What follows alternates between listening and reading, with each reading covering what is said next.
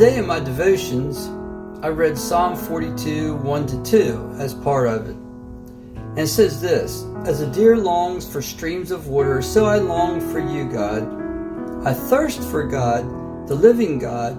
When can I come and appear before God?" Every time I read this verse, or these two verses, it really makes me think. It makes me reflect on how much do I truly love God? Do I love God? Do I make Him a priority in my life?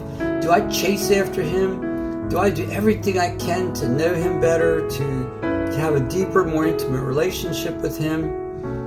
Or do I just kind of hang back, just kind of float along, knowing that God loves me? You know, it's so easy to start to develop kind of a lazy attitude towards our spiritual life, our Christian life, because God is so faithful. He's so, in some ways, so predictable, because He follows His word exactly. If He says it, He does it. Now, maybe He doesn't do everything in our timing, and we can be disappointed at times because of that.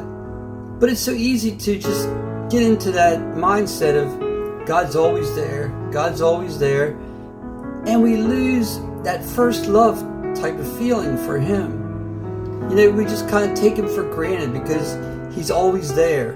He never leaves us. You know, He says, "I'll never leave or forsake you." He is always, always there. He never misses a second. He is always there. He's always there for us to reach out to. And so often, that's the way we treat Him, as someone who just is hanging around us all the time, just wait for us to have a problem, to reach out to Him because something's going wrong. We made a mistake, or something else is going wrong. But that's not the way our relationship with God should be.